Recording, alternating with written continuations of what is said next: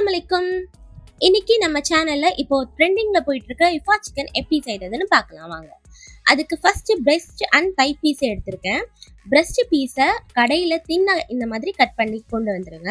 அப்புறம் இந்த தை பீஸை அப்படியே மேரினேட் பண்ணாமல் நடுவில் ஃபுல்லாக ஸ்லிட் போட்டு மேரினேட் பண்ணணும். அப்போ தான் மசாலாலாம் அப்சர்வ் ஆகி ஃப்ளேவர்ஃபுல்லாக இருக்கும். இது ரெண்டோட குக்கிங் டைமும் வேற வேற. ஸோ வீடியோவை கடைசி வரைக்கும் ஸ்கிப் பண்ணாமல் பாருங்க.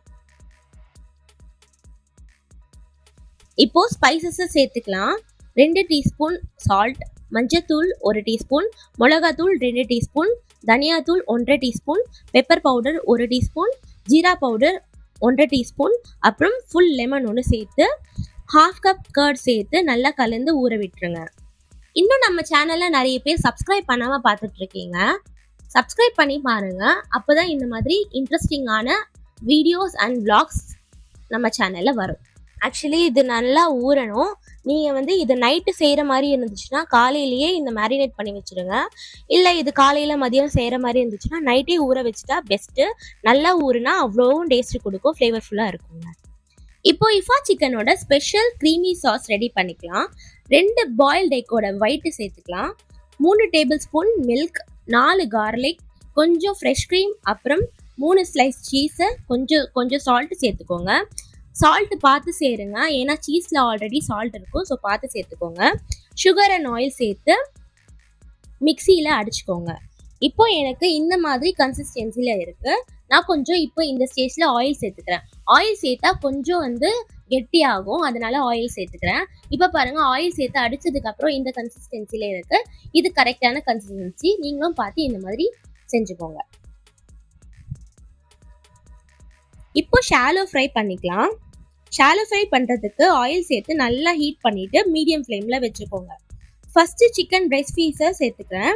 ஒரு சைடு 5 நிமிஷம் ஃப்ரை ஆனதும் 10 மினிட்ஸ் ஆகும். மொத்தமாகவே 10 மினிட்ஸ் ஆகும் இந்த சிக்கன் வேகிறதுக்கு. அதுவே தை பீஸ்க்கு 20 நிமிஷம் ஆகும். இந்த மாதிரி மெதுவாகவே புரட்டி எடுத்துக்கோங்க. இந்த மாதிரி ஃப்ரை ஆனதுக்கு மேலே, இந்த மாதிரி ஃப்ரை ஆகி வந்ததுக்கு மேலே, இதுக்கு மேலே அந்த க்ரீமி சாஸை அப்ளை பண்ணிவிட்டு லிட்டு போட்டு மூடி நல்லா குக் பண்ணணும். அந்த 5 மினிட்ஸ் தான் குக் பண்ணணும். ரொம்பவே குக் பண்ணிட்டா ஒரு மாதிரி பஞ்சியாக திரி ஆகிடும். அந்த மாதிரி ஆகாத மாதிரி சீக்கிரமாகவே எடுத்துகிற மாதிரி பாருங்கள். அதான் மொத்தமாகவே 10 மினிட்ஸ் தான். Each side 5 minutes. So 10 minutes cook ஆனால் போதும். அவ்வளோதான், நம்ம இஃபா சிக்கன் ரெடி ஆகிடுச்சு. போய் எடுத்துடலாம். இப்போ தை பீஸை குக் பண்ணி காமிக்கிறேன் எப்படி பண்ணணும்னு. இன்றைக்கி எங்கள் வீட்டில் கெஸ்ட்டு வந்திருக்காங்க. ஸோ அதுக்காக தான் நான் இது அவங்களுக்கு செஞ்சு கொடுக்கலான்னு இருக்கேன். அவங்களே இது டேஸ்ட் பண்ணி எப்படி இருக்குன்னு சொல்லிட்டு அவங்களே சொல்லுவாங்க. அதுவே தை பீஸ்க்கு 20 மினிட்ஸ் ஆகும் குக் பண்ணுறதுக்கு. ஈச் சைட் 10 மினிட்ஸ், மொத்தமாக 20 நிமிஷம் ஆகும். இது திருப்பி போட்டுட்டா குக் பண்ணி அதுக்கப்புறம் தான் அந்த க்ரீமி சாஸ் போட்டு மூடி ஒரு 5 மினிட்ஸ் வச்சு எடுக்கணும். இது நல்லாவே டைம் எடுக்கும். ரொம்ப அப்படியே அந்த கலர் பார்த்து எடுத்துட்டோன்னா உள்ளே ராவாக இருக்கும். ஸோ இது பார்த்து தான் குக் பண்ணணும். ஈச் சைட் 10 மினிட்ஸ் வச்சு எடுக்கிறோம். பாருங்கள், இந்த மாதிரி குக் ஆகிறது நல்லா தெரியுது எனக்கு. இதுக்கு மேலே நான் இந்த க்ரீமி சாஸ் போட்டு இந்த லிட்டு போட்டு மூடி ஒரு 5 மினிட்ஸ் வச்சுட்டேன். அவ்வளோதான், இது ரெடி ஆயிடுச்சு. இப்போது எங்களுடைய வந்திருக்கிற கெஸ்ட்டு தான் கட் பண்ணி அவங்க டேஸ்ட் பண்ணி பார்த்தாங்க. அவங்களுக்கு ரொம்பவே பிடிச்சிருச்சு.